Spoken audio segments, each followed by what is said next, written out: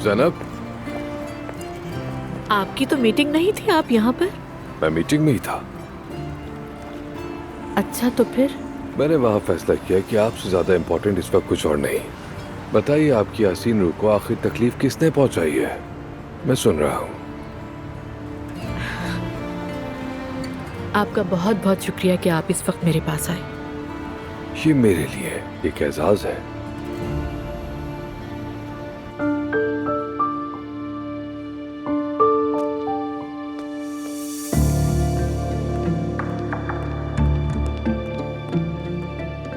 तायाजान।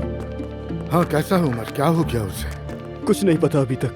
बाबा, जब मैं अंकल के रूम में गया तो वो गिरे हुए थे। ये अचानक क्या हो गया उसे?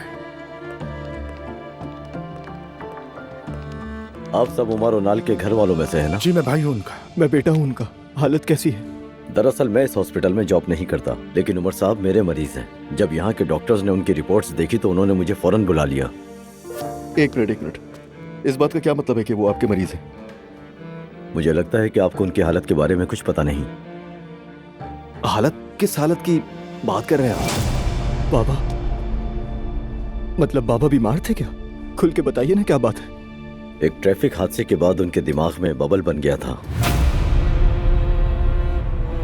और वक्त के साथ बढ़ता गया और अब वो बहुत ही खतरनाक बन गया है। इसलिए हमें उनका ऑपरेशन करना होगा।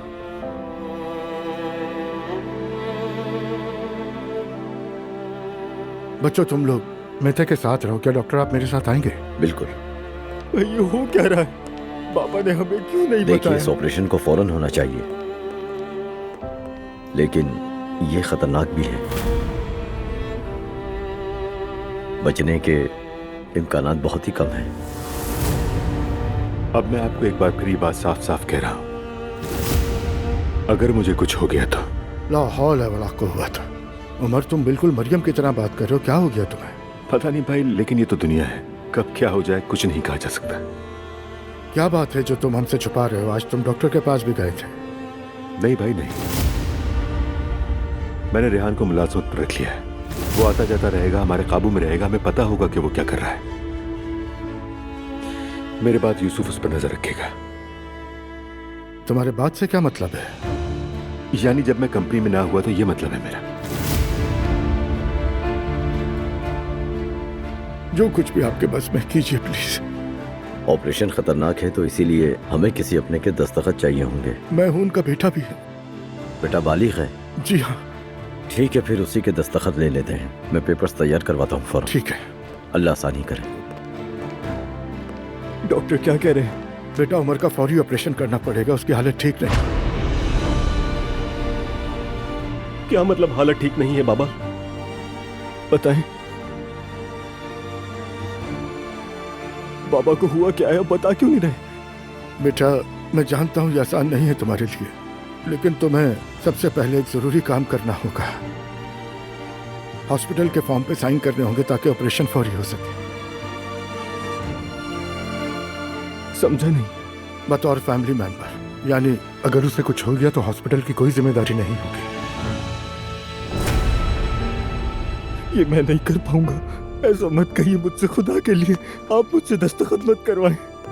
तायाजान, आपको अंदाजा भी है आप मुझसे क्या कह रहे हैं? ये मैं नहीं कर सकता, मुझसे नहीं हो पाएगा। बाबा मर भी तो सकते हैं। तुम उसकी मौत के लिए दस्तखत नहीं करोगे, उसकी जिंदगी के लिए दस्तखत करोगे।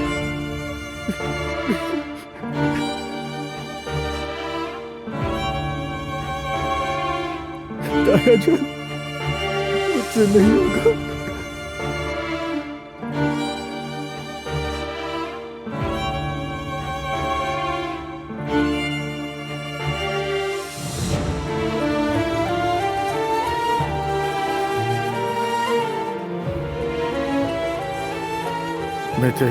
बेटा, इस फॉर्म पे दस्तखत कर दो। खुदा के लिए जबरदस्ती मत करें। वक्त बहुत कीमती है बेटा।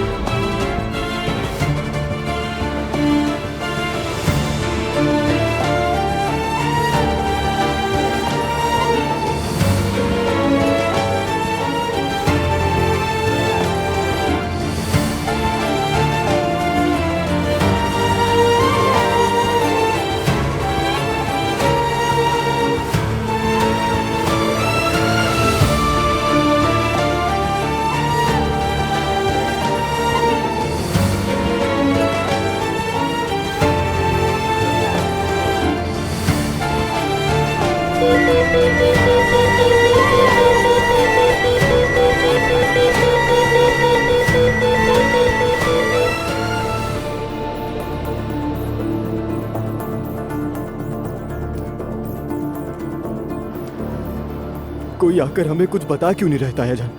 उनके साथ ऐसा क्या हुआ जो हमसे छुपाया जा रहा है? हाँ? बेटा थोड़ा सब्र करो, सब ठीक हो जाएगा अल्लाह के हुक्म से। हौसला रखो।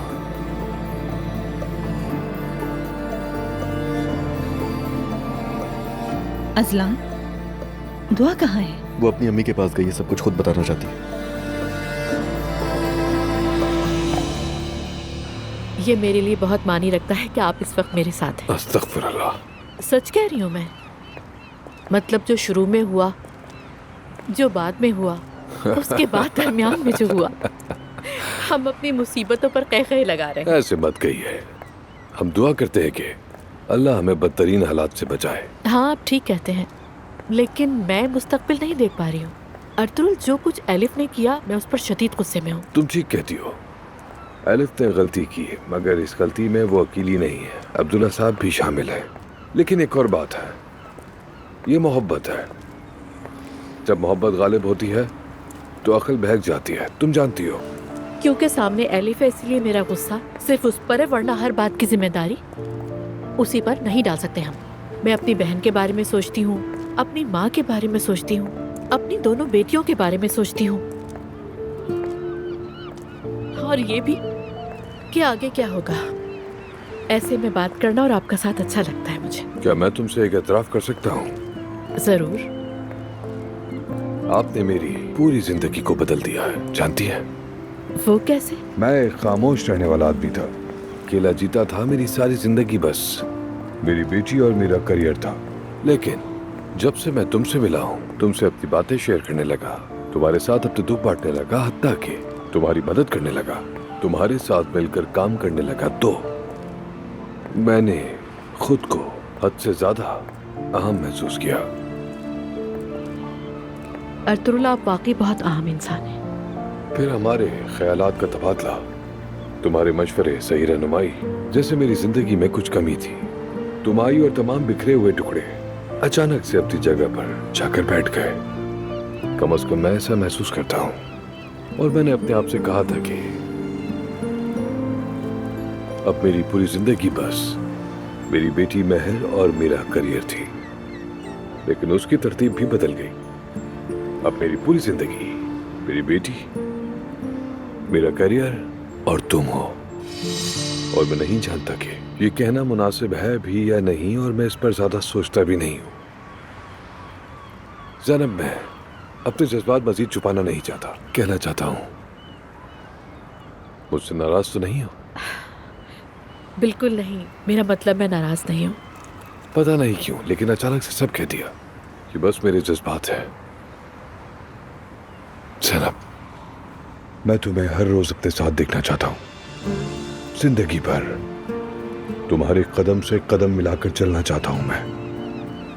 अपनी जिंदगी की हर बात, हर चीज बस तुम्हारे साथ शेयर करना चाहता हूं, और बहुत शिद्दत से चाहता हूं। मेरा मतलब है, यानी अगर तुम भी ऐसा चाहो तो।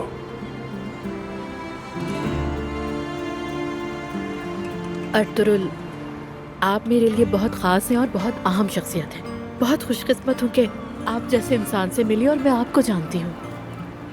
लेकिन आप जानते हैं मेरी जिंदगी में इस वक्त क्या कुछ चल रहा है? सब कुछ उल्टा सीधा है। हद से ज्यादा उलझ चुकी हूँ मैं। बाहर निकलने की कोशिश में हूँ। सोचने के लिए थोड़ा सा वक्त चाहिए होगा मुझे। क्यों नहीं, बिल्कुल जितना वक्त चाहो। और ये भी जान लो कि तुम्हारा जो भी फैसला होगा, हमारी दोस्ती हमेशा कायम रहेगी। फिक्र मत करना। तो फिर ठीक है। ठीक है।